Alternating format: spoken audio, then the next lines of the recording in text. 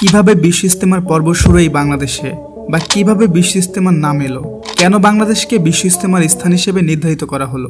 ইজতেমার বাংলাদেশের পর্ব শুরু যেভাবে বাংলাদেশের সূত্রপাত হয় চট্টগ্রামকে কেন্দ্র করে 1940-এর দশকের শেষের দিকে। চট্টগ্রামের সমুদ্রবন দিয়ে হজে যাওয়ার জন্য মানুষ সেখানের হজ ক্যাম্পে জড়ো হতেন, আর সেখান থেকেই শুরু হয়েছিল আঞ্চলিক ইজতেমার প্রক্রিয়াটা। বাংলাদেশের প্রথম তাবলিগের জামাত নিয়ে আসেন তাবলিগ আন্দোলনের প্রতিষ্ঠাতা মোহাম্মদ ইলিয়াসের ছেলে মোহাম্মদ ইউসুফ। ভারত এবং পাকিস্তান দুটি আলাদা দেশ হওয়ার পর মোহাম্মদ ইউসুফ দুই দেশে জামাত পাঠানো শুরু করলেন। তবে তখন ছোট আকারে ইজতেমা হতো। 1946 সালে বাংলাদেশের ঢাকার রমনা পার্কের কাছে কাকরাইল মসজিদে, যেটা সে সময় মাওলানি মসজিদ নামে পরিচিত ছিল, সেখানে এই সম্মেলনটা হয়। এরপরে হয়েছে নারায়ণগঞ্জের সিদ্ধিরগঞ্জে। বাংলাদেশে যখন পূর্ব পাকিস্তান হিসেবে পরিচিত ছিল, তখন 1965 সালে ঢাকার কাকরাইল মসজিদে একটি জামায়াত আসে। সেখানে উপস্থিত ছিলেন মোহাম্মদ খান শাহাবুদ্দিন নাফিস। তখনকার সময় ঢাকা বিশ্ববিদ্যালয়ের ছাত্র খান শাহাবুদ্দিন নাফিস বর্তমান তাবলিগ জামায়াতের শুরু কমিটির একজন উপদেষ্টা। এখন যেভাবে বিদেশ থেকে প্রচুর মুসলমান ইজতেমায় অংশ নেন, সেই সময় অবশ্য অন্য অন্য দেশ থেকে লোকজন তেমন আসতো না। ঢাকার পর মোহাম্মদ ইউসুফ বাংলাদেশের বিভিন্ন অঞ্চলে সফর করেন। খান শাহাবুদ্দিন নাফিস বলেন, তাবলিগে জামায়াতে অংশগ্রহণকারীর সংখ্যা বাড়তে থাকার কারণে এর পরের বছর অর্থাৎ 1966 সালে ইজতেমা হয় টঙ্গীর মনসুর জুট মিলের কাছে। এর পরের বছর ঠিক করা হয় ইজতেমা হবে টঙ্গীর তুরাক নদের কাছে। আরও পরে বাংলাদেশের প্রতিষ্ঠাতা রাষ্ট্রপতি শেখ মুজিবুর রহমান টঙ্গীতে 160 একর জমি নির্ধারণ করে দেন। বিশ্ব ইজতেমা নাম কিভাবে এলো?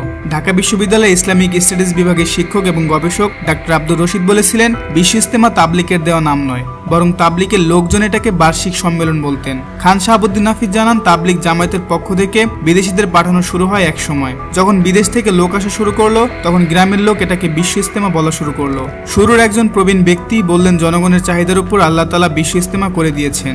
বিশ্ব ইজতেমা নাম নিয়ে তাবলিগ জামায়াতের মধ্যে শুরুতে বিতর্ক ছিল, তবে সময়ের সাথে বিশ্ব ইজতেমা নামটি প্রচলিত হয়ে যায়। কেন বাংলাদেশে বিশ্ব ইজতেমার স্থান হিসেবে নির্ধারিত হলো? ইজতেমার ধারণা শুরু হয়েছিল ভারতে।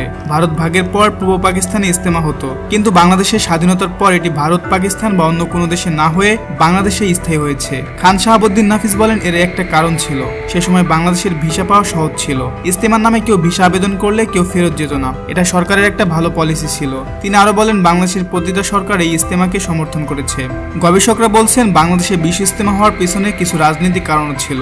ঢাকা বিশ্ববিদ্যালয়ের শিক্ষক ডাক্তার আব্দুর রশিদ বলেন, ভারতের কিছু স্থানে তখন মুসলমানদের মধ্যে শিয়া সুন্নি মতবিরোধ ছিল। সে তুলনায় বাংলাদেশের মুসলমানদের শান্তিপূর্ণ সহাবস্থান ছিল, যাকে একটা নিরাপদ পরিবেশ বলে মনে করেছিলেন তারা। তবে তিনি এও বলেন যে তাবলিগের এক সম্মেলনে ইজতেমার স্থান হিসেবে লটারির মাধ্যমে বাংলাদেশ উঠে আসে বলে অনেকের উল্লেখ করেন। অবশ্য এই তথ্য নিরপেক্ষভাবে যাচাই করা সম্ভব হয়নি বলে তিনি জানান। ভারত এবং পাকিস্তান এই দুটি দেশের মধ্যে বাংলাদেশ তুলনামূলক নিরপেক্ষ একটা স্থান ছিল। কারণ হিসেবে বলা হয় রাজনৈতিক কারণে। তখন ভারতের নাগরিকরা যেমন সহজে পাকিস্তানে যেতে পারতেন না, তেমনি পাকিস্তানের নাগরিকদের জন্য ভারতে পাওয়া ছিল কঠিন একটি বিষয়। ফলে বাংলাদেশই ছিল ওই দেশ যেখানে সহজে সবাই আসা যাওয়া করতে পারতেন। তবে তাবলিগ ইজতেমা যে বিশ্বের অন্য কোথাও হচ্ছে না তা নয়। পাকিস্তানের রায়বেন্ড এবং ভারতের ভোপালে বড় আকারে ইজতেমা হয় বাংলাদেশের বিশ্ব ইজতেমার ঠিক আগেও পরে। তবে যে সংখ্যায় বিদেশিরা বাংলাদেশের ইজতেমা আসেন, তাতে করে তুরাক তীরের ইজতেমায় বিশ্ব ইজতেমা হিসেবে প্রতিষ্ঠা পেয়ে গেছে। ইউসুফ হোসাইন মাহিম, আপনারা দেখছেন ঘড়ির কাঁটা ইউটিউব চ্যানেল।